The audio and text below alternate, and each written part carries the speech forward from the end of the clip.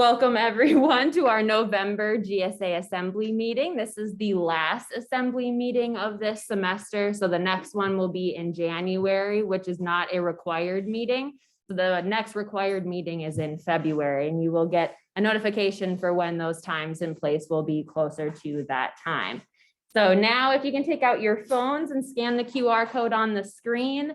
Again, if you scan that and the events page pops up, there'll be a quick little blue banner that flashes across the bottom of your screen and says that your attendance has been recorded. If you miss that, as long as you're seeing the events page, it has been recorded and you are good to go. So I'll give a couple minutes for people to get their attendance in.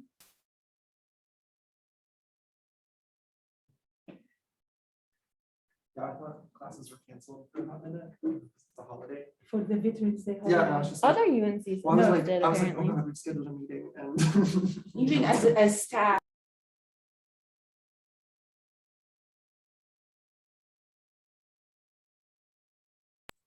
Okay, did that work for everybody?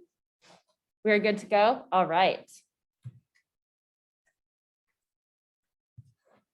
So I just wanted to say happy Veterans Day. Do we have any veterans in the audience? Nobody? Oh, well, I did this for them. So if they're not here, but we had a couple people in our biology department, so we sent out a little quick thing, but thank you for joining us on a holiday, and happy Veterans Day to anybody that y'all know that has served our country. So today's agenda, we just did attendance. We're going to have a welcome message from Nagla here in a little bit. I'm going to run through some of the November events that we have coming up. Then we're going to have a really important presentation about the Faculty Senate, and Sarah Daines, Dr. Sarah Daines is coming. She is the Faculty Senate Chair. So she is in charge of the entire Faculty Senate. If you have questions about the Faculty Senate after she's done talking, this is a really good time for you to ask those questions. And I hope that she'll stick around a little bit after the meeting so we can all talk to her a little bit more. But she'll be giving us more information about what they do and how they benefit graduate students and students as a whole. Then our last presentation of the day will be Qpr training, which is question, persuade, refer. Does any of you remember this from last year? We had Jamie come and speak about it. No? So she'll be talking again today about the training and how you can complete the training. And then Nagla will actually be hosting one of the trainings next semester. So you could come to either one. You can do it on your own. It takes about 45 minutes, or you can wait for Nagla's time when she does that. But Jamie will give all of that information at that time. So now I will turn it over to our president. Thank you, Lexi. Where are the faces on Zoom? On Zoom, I have on the way. It gets on the way. But I saw a lot of amazing people, Ashley and Catherine Bennett, a lot of amazing people. I need to see them again. How are you? I always start by how are you, but also I wanted to welcome the new faces that's coming from the geography department, Hunter, Taylor, and every. Thank you for coming today. It's so good seeing you. Oh my goodness, this is the last meeting of the semester. Why? It went so fast. But we are tired and stressed, correct? I am tired. If you guys are not tired, I'm tired. And again, happy Veterans Day. Guilford County schools are closed. This is why I brought my kids today. I brought Aliyah, Layla, and Hannah because the school is closed and after school care is closed. So on their behalf, thank you for hosting all of my family. Thank you so much. I have things to cover with you, and hi, Yareem, good seeing you. And they are really focused on mental health. Because Shauna, this is such a stressful time. And we want really to remember that we students are stressed, but also our faculty and then also our staff, we are stressed. So I think collectively, we all need support. Are we agreeing on that, Brooks? I think we need support. Yes. Sure. So today I will share with you a good practice from the Public Health Education Department, my department. Something that we did intentionally to support ourselves and support our colleagues. And our idea or what we did may work for you guys. So I will share with you this positive experience. The second thing that we intentionally try to bring mental health resources on our campus And this I will share the link with you guys. I didn't use this resource, but I'm going to use it. So I will miss you during the break, but we will convene in January. And the other thing that breaks my heart, I have to stay here for the Zoom, I'm sorry. Okay. We used for the Graduate Student Association to have two advisors, two amazing advisors.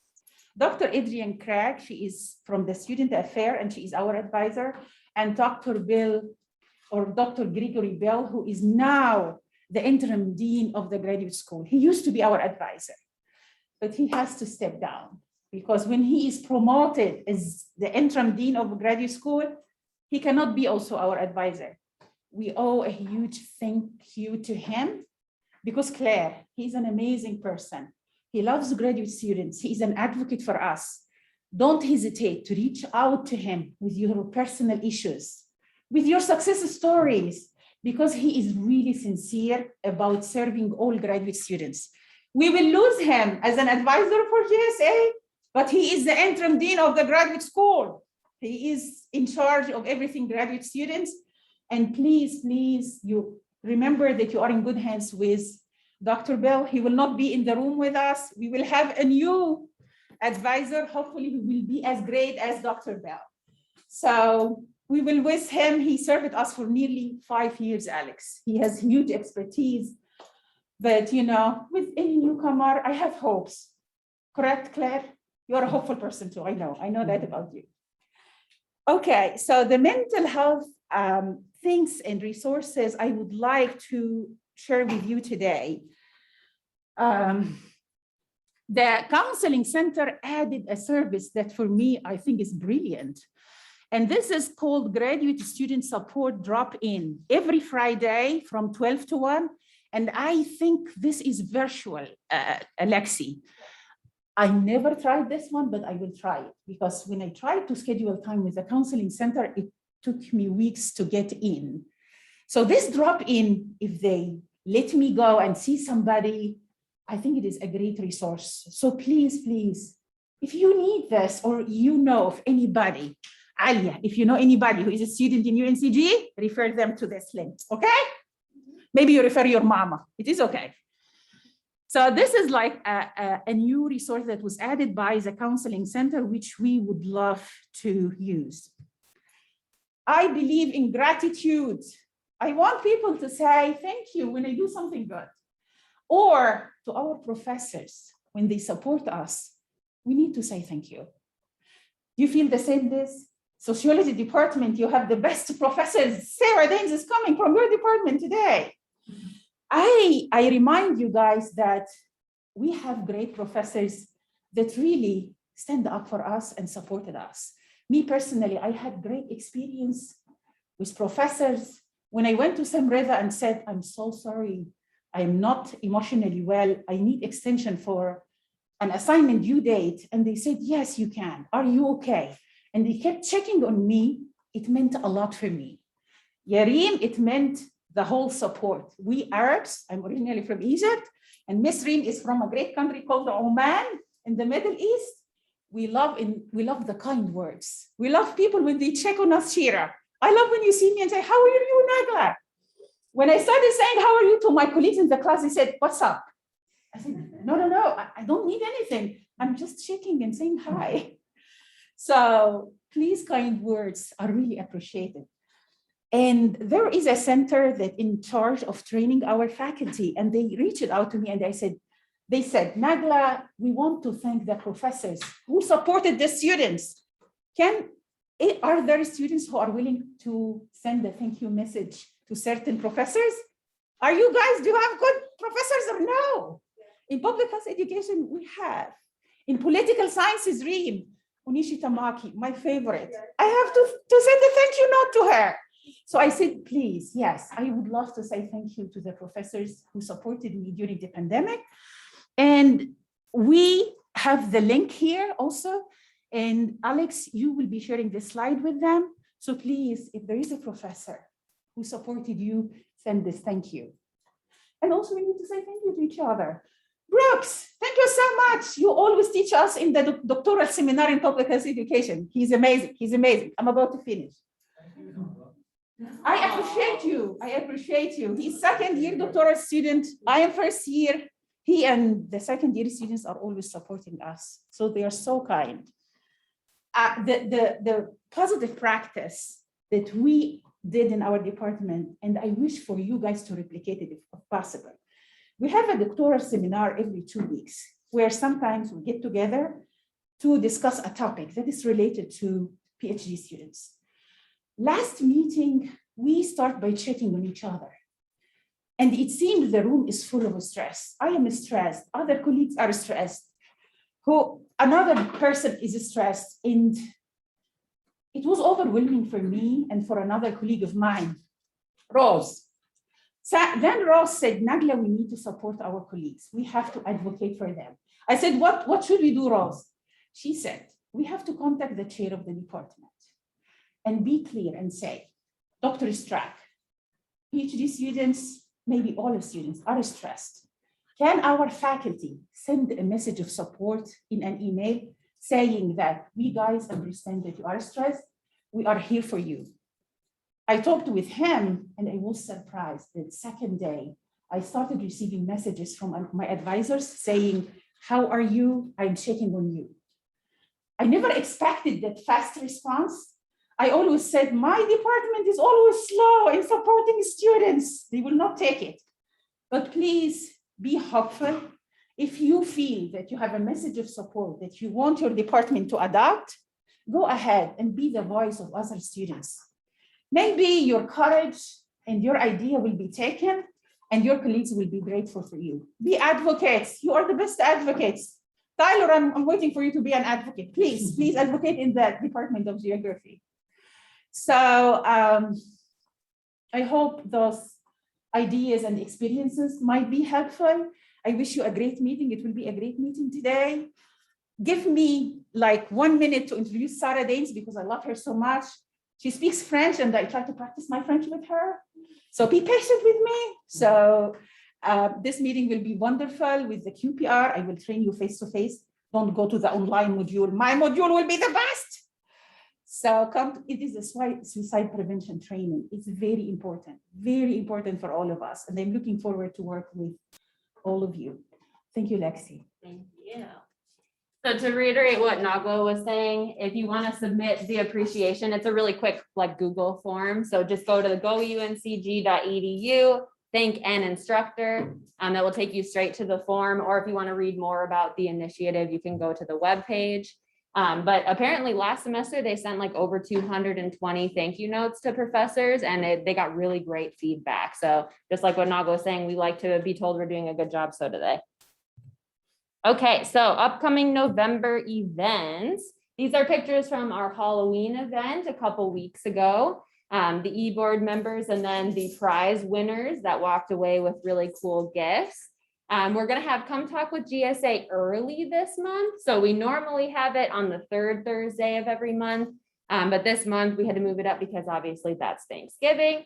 So next week, Thursday, which is November 18th from 4 to 5 p.m. we'll be back in this room doing Come Talk with GSA. So as a reminder, if you don't know what that is, there's 3 available presentations for graduate students to do. So 3 different graduate students can give presentations. It's really anything that you think would benefit graduate students.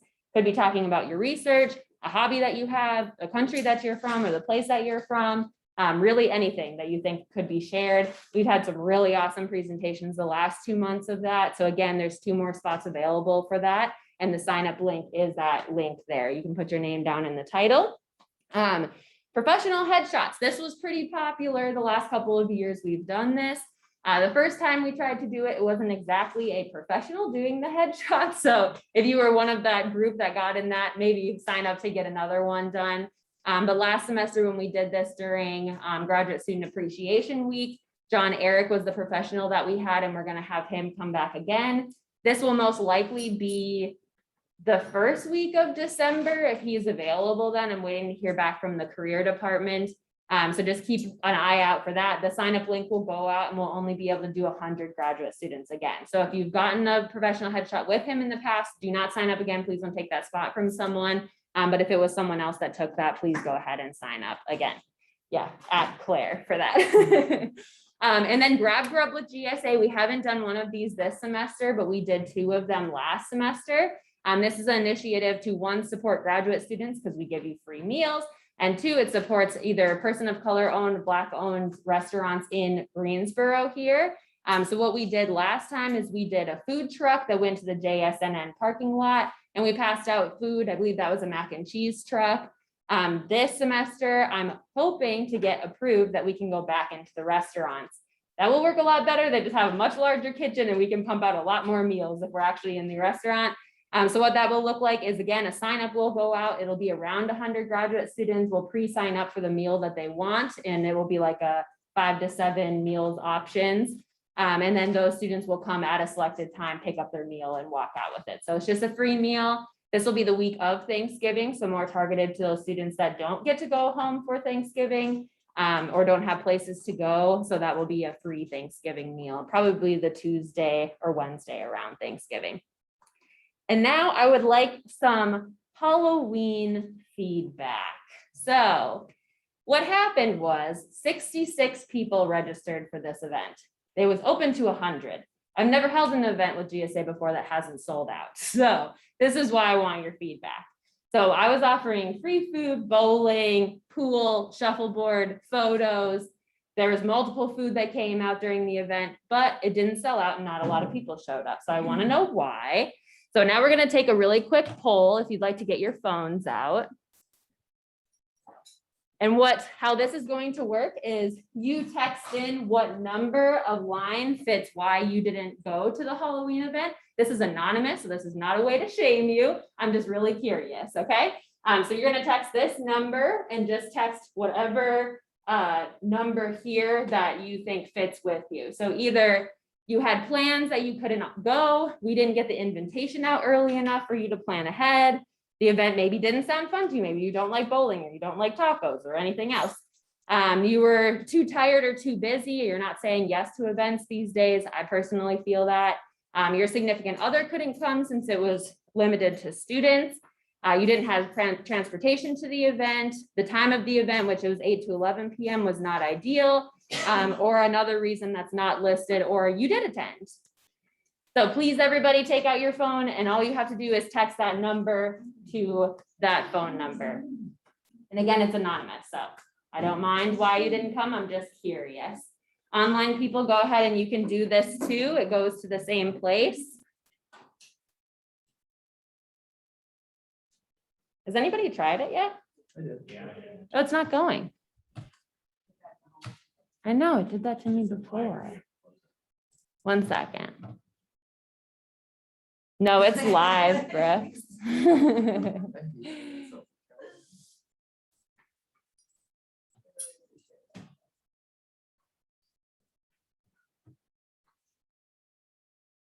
Okay, there it is. Okay. I don't need to vote. I know where I was. Did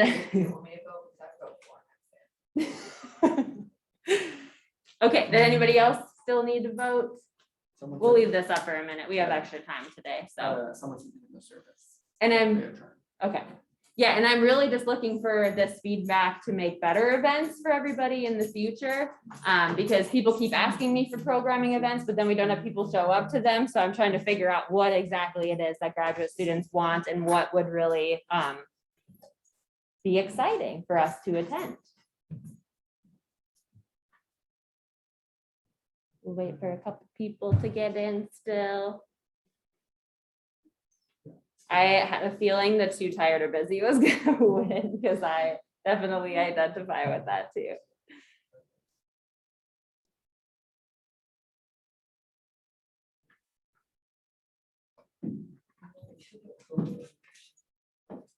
Oh, yeah. Like didn't want to do. Yeah, I guess COVID could be the other reason not listed above. Does anybody want to share another reason that's not on the board that you couldn't come? I didn't know if anybody would want to speak out about it. Just curious. Okay, I think this is what I needed to know. And hopefully we can do more of polling in the future where I list a couple of events and people vote for them. And also doing things multiple times so there's more time availability. That will probably help as well. So Yeah. thank you for doing that. They can also join your committee Yes. for more feedback. My programming committee, yes, are the ones that planned the entire party. So thank you to them. And for those that helped set up the party, including the e-board members here. Okay, so Dr. Saradanes, hello.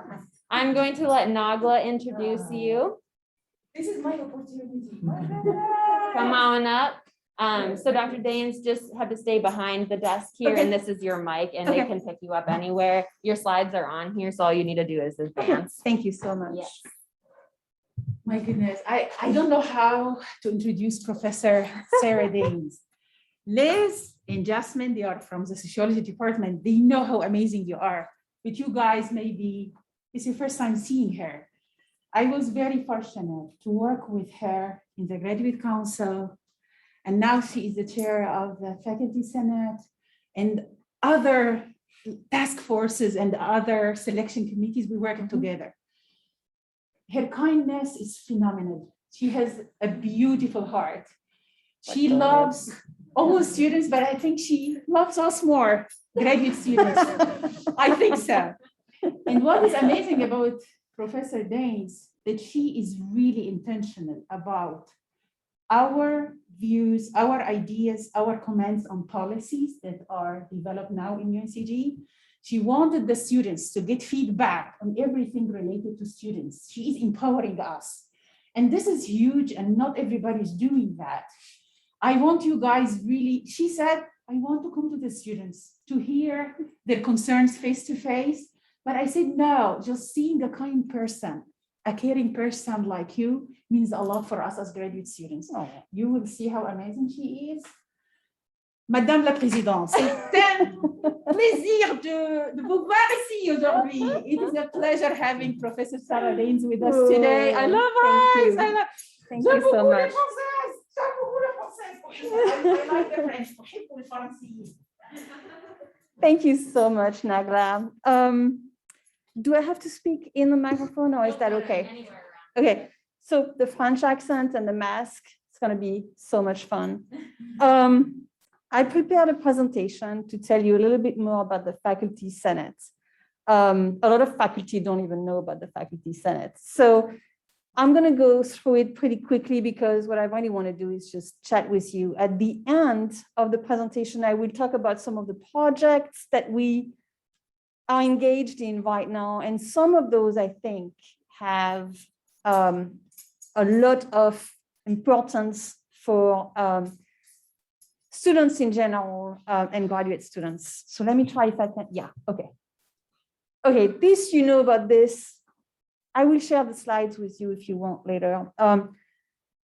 I just want to say quickly, the Faculty Senate is involved in shared governance. Not all universities have this, we do. And so what this means is that we participate as faculty in the way in which the university is governed. We're not the only ones. There's also the staff senate. I was with them this morning, actually. And one of the things we're trying to do this year is to work together more. And you here, right, the two student governing bodies at UNCG. And we also have a faculty assembly at the UNC level, and so do the staff, right? So we advise at the UNCG level, and then we also send delegates to the UNC assembly where they work more directly with the UNC system. And so what we do is that we represent over 1,100 faculty. I think more than over 800 of them are full-time. Not all of them are tenured or on a tenure track. And I think it's important to mention because one of the projects we are working on right now has to do with those faculty who are not on a tenure track, who have decided to call themselves a professional track faculty from now on. So you will see this name reflected in the university. So we represent all those faculty, but we have 39 senators to do so, and they're elected out of the units. I'm showing you this data because you can see that the College of Arts and Sciences is the biggest of these units by far, right? And this also means that they have more representatives, more senators on the faculty senate than other units. So sometimes it can have a lot of weight in how decisions are made. You don't need to know much about this. We have 4 executive officers. All of them are elected by the general faculty, except for our parliamentarian, Chanel James. Some of you might know her. She is so awesome. The parliamentarian is appointed by the chair. And so I'm going to make sure that she remains appointed as long as possible. Everybody else is elected. And then we have an executive committee. Those people are sort of like the people who deal with daily business at the faculty senate. What do we do? This is from the Constitution. We have a Constitution that determines everything that we can do, the way in which we appoint or elect officers and senators, the way in which committees work, and we cannot deviate from those. You don't have to read all this. You can find the Constitution online as well. But there are interesting points here, right? I mean, the most important one is that we are in charge of, oops, hold on, I'm not following on this, the undergraduate curriculum. It's important for you to know because we're actually not in charge of the graduate curriculum. The graduate council is, right? So I think, Lexi, you still sit on the graduate council? Last year I did, Nagla this year, yeah. So that's more directly relevant to you because they decide the graduate curriculum. We are in charge of the undergraduate one. So it means we do all kinds of things as listed on the right-hand side here. We look at new courses, we approve new programs, new majors, we do admissions, we set the regulations for all kinds of things like what courses can be dropped and added and when, all kinds of academic policies, the honors code, and so on and so forth. We also advise the chancellor and the provost. We work most closely with the provost because the provost is in charge of academic affairs in the university. So she and I meet a lot. Have you had her at one of your meetings? Yeah. You should ask her. She's awesome. She will come and visit you, yeah.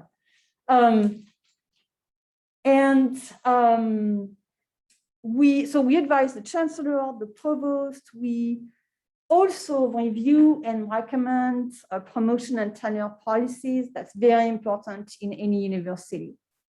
There are things we do not do or we want to do, we try to do, but technically we're not supposed to do. And they're here. And you all know the most important right now is the budget, right? You know, we have budget issues, there's going to be budget cuts.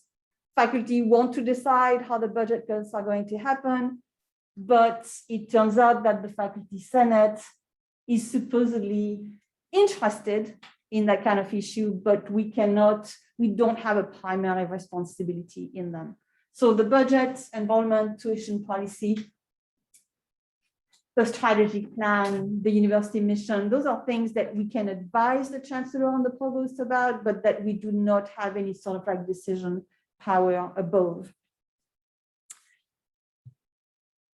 We also have over 20 committees, and here are most of them. I think all of them are here except one that's not working this year. Some of them are super important and they have a lot of work every year. It's just like this, like workload that comes back. For instance, the P&T Guidelines Committee, they look at promotion tenure guidelines. The University P&T at the bottom committee reviews some promotion and tenure cases for the provost. The General Education Council, the Faculty Grievance Council, those are committees that have work that comes back and that's predictable. Other committees have more or less labor depending on what's going on in a given year. Right now, I would think that the most active committees or busy committees are the academic policies. We'll talk about this in a minute. Committee and the Equity, Diversity, and Inclusion Committee are right now really busy. One thing that's kind of like confusing, even to me, is that most of those committees are populated by faculty who are not senators, right? So you would think, oh, it's the faculty senate. If you're a senator, you're going to be on a faculty senate committee. It's actually not the case. Most of the faculty members on those committees are elected or appointed, but most of the time elected from their units. And that's to ensure that there's a representation of all units. And there are also a lot of administrators on those committees. They typically cannot vote, but they attend, and there's a lot of them. So we have all those senators who meet during faculty senate meetings, who might vote on resolutions, discuss issues, and so on. And then you have all those appointed or elected committee members who work on committees throughout the year. And a lot of work gets done in there. You know some of those committees because you have some representatives on some of them. And I want to reiterate here today, it's really important that you participate in those committees in which you're supposed to be participating, because often those are committees that have a direct influence on your life, right? And where some policies that impact you might be discussed and decided, and sometimes implemented for a long time. Okay, any questions so far? This is kind of like boring, but I wanted you to have an idea of how we work. We're actually very bureaucratic. We meet twice a month. I think, Nagla or Lexi, maybe you have, yes. Yeah. You've been attending, right? So during those meetings on Zoom, to be honest, I have no idea who's there. I see like the first page of like little Zoom rectangles, and so I don't know who attends and who doesn't. But so we meet twice a month, and it's pretty formal. We follow Robert's rules, so you must be recognized by the chair to be able to talk and so on and so forth. But those are really important meetings. And in the fall, not so much, but you'll see in the spring, we have a lot, we start discussing a lot of resolutions, we have a lot of votes, and some of those are super impactful. I mean, I guess probably for you, the one you remember most lately was the relief policy, the grade that applied to undergraduate, and I think graduate students also, yeah. Any questions about this? No, okay. So what are we doing right now? When I started as chair, I was told, oh, you better set your agenda from the beginning because things are going to happen and you're going to get overwhelmed by what happens. I think this has happened already. There's a lot this year. And the budget cuts have been really overwhelming for us. So what we're working on right now is, of course, just like everybody else, the budget cuts. I hope we will know more in probably 3 or 4 weeks, definitely in January. But right now we're waiting to see what's gonna happen. Another project that's really important to us and that we just started working on, and that's gonna probably be carried over to the end of next year, is to add an EDI, an equity, diversity, and inclusion component to promotion and tenure documents. That means that faculty who are on the tenure track could count as a part of their dossier EDI activities in teaching, in research, and in service. And I think there's a lot of momentum for that right now. I want to use it. This is really important to me and to, I want to say, every officer in the Faculty Senate right now. So I think there's going to be a lot of push for that. It's going to take quite a lot of time to achieve this. The second long-term project, and this is something we started last year, is the professional track faculty. Those faculty who are not on the tenure track or tenured. I'm sure many of you work with some of them. They can be clinical professors, they can be research professors, they have all kinds of different names in the university, but they have a fixed term.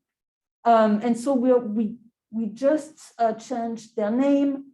They used to be called non-tenure track faculty, which nobody liked because who wants to be called non-something, right? And we're still working, and this is going to take a while, I think, on things like harmonizing the contractual structure for professional track faculty and things like promotion structure and so on. And then I'm going to switch to this one, which is probably not super interesting to you. You might know that every 10 years, we need to be re-accredited by the Southern Colleges Association. It's a super big, cumbersome process. It lasts about 2 years. We just started it. And the Faculty Senate is going to participate in the design of a QEP, the Quality and Enhancement Plan, which is pretty much a plan for us to say, what are we going to do to improve something on campus? The last time we did this 10 years ago, it was, we picked a QEP that I think was very successful, which was about global initiatives. So as a result of this, we added all kinds of like student learning outcomes in relationship with international and global studies to courses and programs at UNCG, and I think it was pretty successful. And then we have two ongoing projects that I think are directly super interesting to you, relevant to you for sure, and I think interesting as well. One is we've started preparing and working on a whole range of academic policy changes that are related to student success. I think most of those will apply to undergraduate students, but some might apply to graduate students as well, possibly. And what we're trying to do is to look at the way we're currently doing things and trying to look at every spot where there is an obstacle, something that makes students' life more difficult, even though there is no need for that. So we're trying to streamline the policies that govern, especially student progression in their degree. I don't know if any of you have been an undergraduate student here at UNCG. I don't even know how undergraduate students are able to figure out all the requirements they have to satisfy and the courses they have to take and so on. And one of the things we want to do is to make it easier for transfer students to graduate, as opposed to getting stuck at specific points. So this is one of the things, I mean, we emailed about this. I want students to be involved in that. It might be more relevant to undergraduate students, but some of those policies will be to you as well. And I will invite you and the SGA to participate probably in a faculty senate meeting in the spring about this, to give us the student viewpoint. Because the problem with policies is that sometimes it looks really good on paper and when you think about it theoretically, and then when you put it in practice, it snags, right? And so we want to make sure that students support the policy changes that we are thinking about implementing. So I'll be in touch about this with you. The second project that is really important to me, we haven't yet started working on that. And I think there is enormous support at the institutional level right now for that, is the issue of mental health and wellness. And we want to, it's one of the topics that we would like to use as a point of collaboration between us, the staff senate, and the student governing bodies. So we would like to organize maybe a faculty forum together that would involve relevant information, not just for faculty, but also for students and for staff. And I hear some of them, some initiatives on campus. I think there's a lot of them right now. I think you're actually going to talk about that today. And we want to support these for students, but also for staff and faculty. I think those are the big projects. I'm going to stop here. Do you have any questions? I have one. Yes. I feel like I probably have asked this before, but I don't remember right now. So the faculty senate controls the undergraduate curriculum and the graduate council controls the graduate curriculum. Is there a chance, or is there a regular meeting that the chair of the graduate council and you meet to talk about these things to make sure you're kind of like running initiatives together? Yeah, so we have, Oh, I'm sorry. Could you repeat part of that question for the online people? oh, yes. So Lexi was asking about the relationship between the graduate council and the faculty senate. Do we have regular meetings? We don't, but we have a representative from the graduate council that is on the executive committee of the faculty senate. It's Vidya Gargaya. Vidya, yeah. So Vidya reports to me every month about what's going on in graduate council. Yeah. We do have a question for our online students. Oh yeah, I don't Catherine, see any of if those. you Yeah. want to ask a question, or you do. Should I? Thank you, Alexander. And thank you so much, Dr. Baines, for your informative presentation. It's wonderful to hear more about the relationship that you have in governance and also protecting the interests of faculty. My question specifically is if adjuncts are represented by faculty senate, and if yes, what are their concerns? And if not, is there an avenue for adjunct faculty to have their concerns known by the university? That's a great question. So the distinction is made based on whether you're part-time or full-time. And so I like to think we represent all faculty, but part-time faculty cannot vote in faculty senate, right? So I will send you back to the Constitution. The Constitution outlines exactly who can and cannot vote. I think if you're a visiting professor or you're part-time, you cannot vote. Yeah.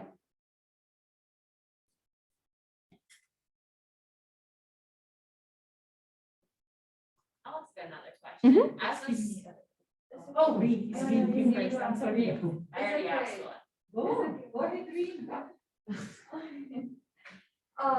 First of all, thank you, Dr. Sarah, for your time. Appreciate it. You're My welcome. name is William. A senator public affairs program, political science. My question is, I know you mentioned that student may be able to participate with the collaboration of staff and student governing bodies about like mental health and illness. How we can sign up for that? Like, is there like a way who we should talk to in order to be part of that?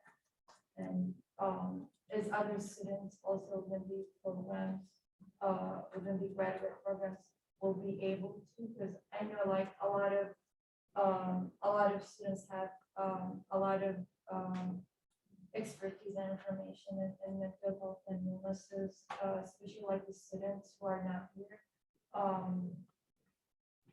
Would they be able to be part of it, to participate and cooperate with that? So the idea we had was to organize a faculty forum, right? So it's one of those big meetings that we have. Those are very formal, right? There are presentations, questions and answers, that kind of stuff. My idea is that, it's not just my idea, mine and Staff Senate's idea would be to sort of like join together to organize the forum. We now meet once a month with your president. And so this could be one way that it would probably be the way in which we would plan this. And then I don't know how your president would interact with you. I want to also add that if you have any comments or questions, you can email me. I didn't use my last slide, but feel free to email me at my email, which is scdaynes. You can find me on the website. I'm the only Sardanes. And feel free to email me and I'd be happy to redirect you in any way. So, yeah. So Professor Daines, if I may add Great, thank to explain how we work in presenting and representing graduate student stream, we have campus-wide committees and we want senators or non-senator graduate students to sit on those committees. And Lexi already sent you guys polls asking you, those are the committees we need students to be or to sit in, who is interested, and we try to align your expertise to those committees. Definitely, we love students who are willing to volunteer like you, like Lisa, like Cristel Barakat. Please, if you have this wish to be part of a committee, reach out to me because the Faculty Senate, the Graduate Council, they cannot deal with all graduate students. They usually reach to us through me and say, we need a student representative in academic policies and regulations. We need a student representative in tuition and fees. So the way the communication goes, it goes from the university to me and from me to you guys. So whenever you have a wish to volunteer, come to me and tell me, Nagla, I'm interested in this initiative. Is there a way for me to go there? And we would love you to be there. We don't have the time, the ego to sit in each committee, definitely. And when you are our representative, we coach you with the resources and the information and sometimes skills on how to succeed in a committee. We tell you the tips and tricks of working with Dr. Sarah Daines. So if anybody has any information or wants more information from us, please email Nagla and I after, or you can say after and we'll be up here. Unfortunately, we are out of time for your presentation, but thank you so much, Dr. Daines, for giving us information about the Faculty Senate we've never heard before. All right, our next speaker is coming with us virtually. Sorry, online people, if you had any other questions, go ahead and use her email there and you can shoot Dr. Daines an email yourself. So now I'm going to turn it over to Jamie Stevens. She is going to be talking to us about question, persuade, respond. Hello, can folks hear me? Yes, we can. Hi, Jamie. Wonderful. Thanks for having me again, folks. My name is Jamie Stevens. I am the coordinator for outreach and peer education with the Center for Student Wellbeing, which is housed in the Kaplan Center for Wellness. We may have been acquainted if you have ever seen the pinwheels that we put out on the EUC lawn.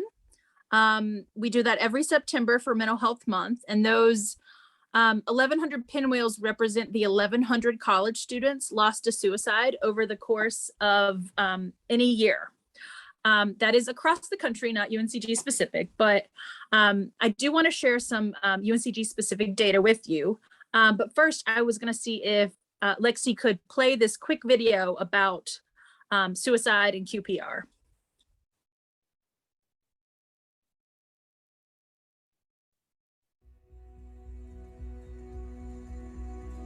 It may be hard to imagine, but according to the World Health Organization, over 800,000 people die each year by suicide.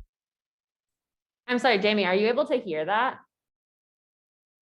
You were able Yes. to? Okay, Yes. perfect. I was muted, Yeah. so I'm not sure how that works. Yeah. Okay, thank That is more people than are killed in all the wars and homicides combined. Of these deaths each year, more than 40,000 are Americans. That is one death by suicide every 13 minutes. Suicide affects every region of the world and is the third highest cause of death for people aged 15 to 44. And for every life lost, another 25 people will attempt suicide, often causing serious medical injury or lifelong disability.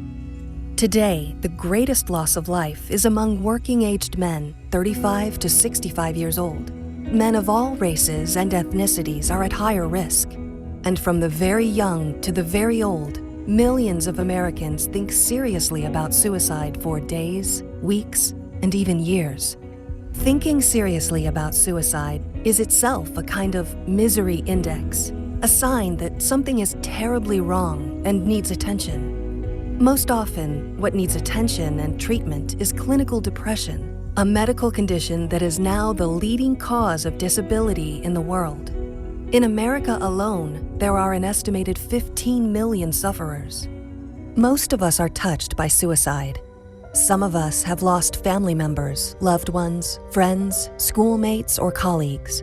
None of us escapes the loss of people we admire and respect, whether they are people we know or are much-loved musicians, artists, and entertainers. If you have lost someone close to you to suicide, then you already know the considerable cost, the tears and awful pain of loss. And if you are one of the millions who have thought seriously about suicide, then you already know just how lonely and terrible it is to suffer alone. Depression, anxiety, substance abuse, bipolar, and thought disorders like schizophrenia all contribute great risk for suicidality. Yet most people suffering from a mental illness do not kill themselves. They get help, they find a way, and they recover to live full and productive lives. And if recovery is possible, that means suicide is preventable. Thankfully, the world is changing. We understand mental illness. We understand suicide. And we know that treatment saves lives. Right now, our teachers don't teach us about depression and suicide. And our faith leaders often struggle to talk openly about these topics. Too often, doctors can't talk to their patients about suicide, even patients who are sitting in their offices planning how to end their lives, perhaps by overdosing on the medication being prescribed to them. The world remains dangerously ignorant about suicide. So to save lives, we must bring this subject out of the shadows. Effective treatment would save thousands of lives around the world. But we must learn to talk comfortably about suicide, and we need your help to start the conversation. Join us in this fight, a fight to save lives. Preventing suicide, it's what people do.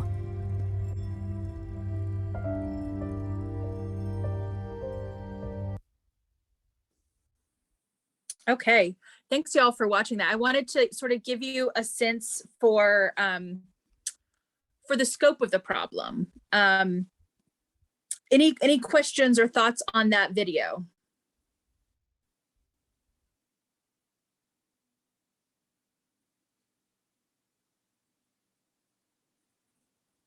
No questions in person, Jamie.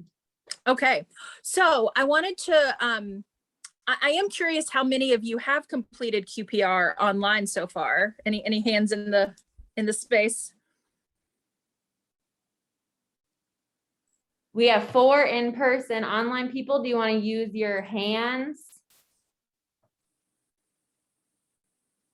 Excellent. I'm glad to see some affirmatives.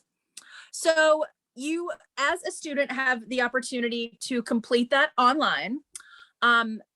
What we're really excited about is the opportunity to train you in this in person. I know we are accustomed to this Zoom life, and we can certainly do one on Zoom virtually. But there is something about having your president, Nagla, leading a training in this important topic, which is very valuable. I wanted to show you some UNCG specific stats to give you a sense of where we are as a campus community. So here is some data from our 2018 ACHA survey.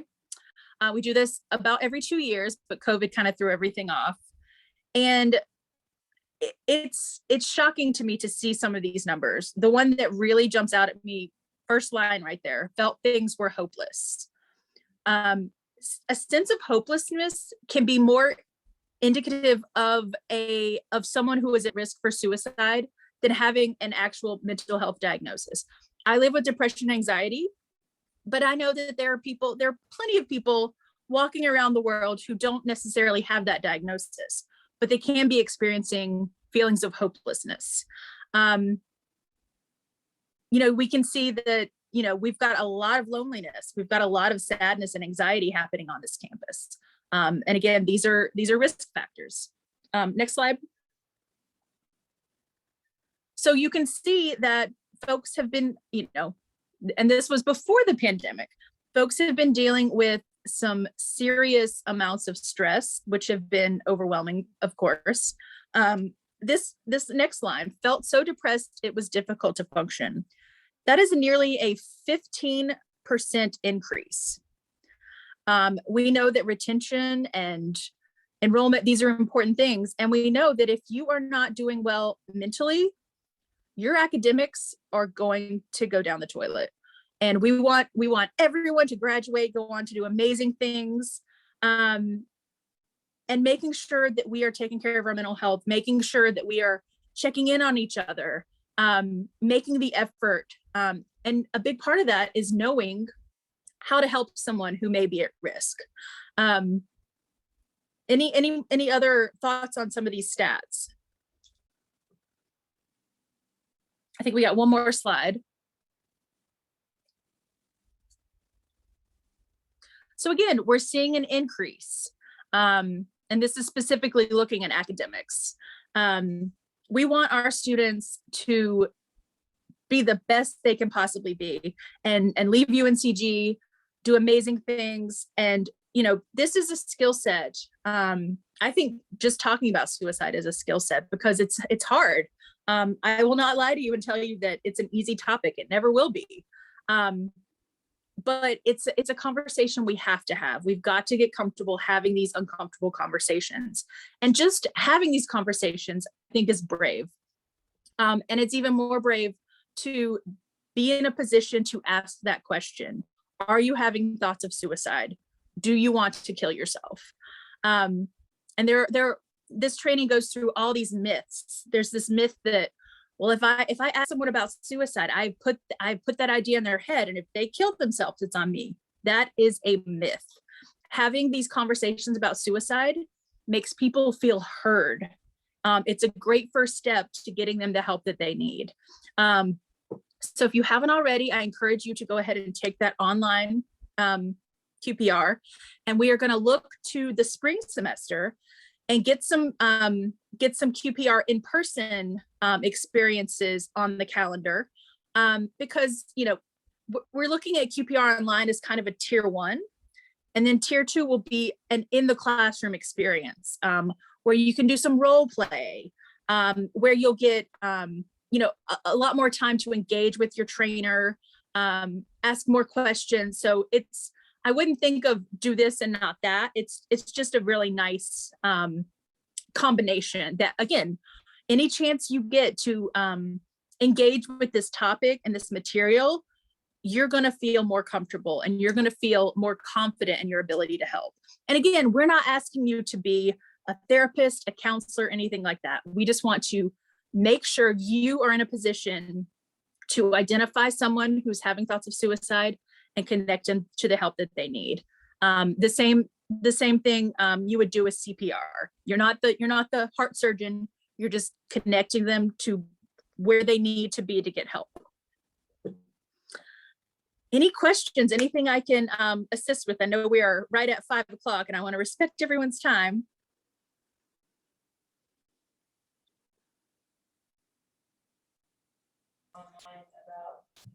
Jamie, we have one question here. Give me 1 second. Oh, sorry.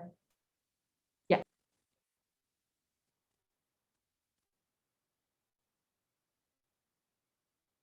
Grown exponentially with COVID. And I know that a lot of universities are like even having I think UNC Chapel Hill had to shut down one day because they're concerned about the proliferation of suicide. So I think that it's critical that anybody that works with students be aware of this. It scares me. I mean, it terrifies me. Yeah, we had a comment that the, were you able to hear that, Jamie, or part of it? I heard most of it, yeah. Okay, perfect. Yeah, just that I was thinking the same thing about the numbers because that's 2014 and 2018. It would be probably shocking to see 2021 or 2020. And Jamie, is Absolutely. there a new study coming out soon to relate those numbers?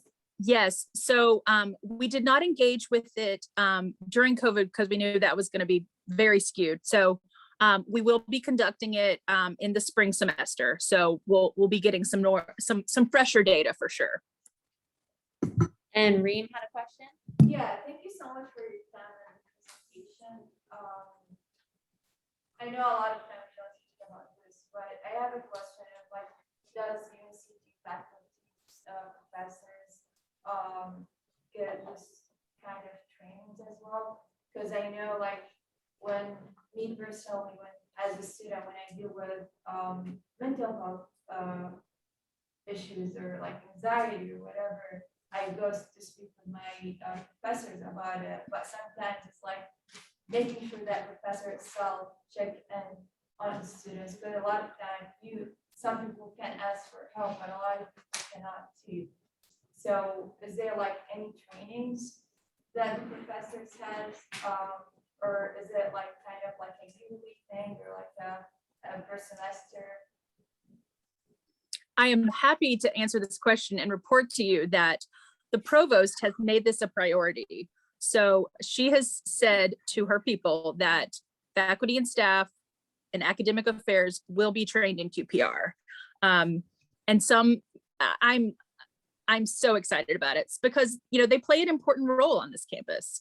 But I would also say, so do you. And I see that a lot of you are from different schools on campus. I challenge you to get one of these on the calendar for your group, for your department. We can do it for, 10 people. We could do it for 30 people. We would love to be a part of that because we know that peers are going to talk to peers. Students are going to talk to other students. We want to have our faculty, staff, everybody trained in this as possible.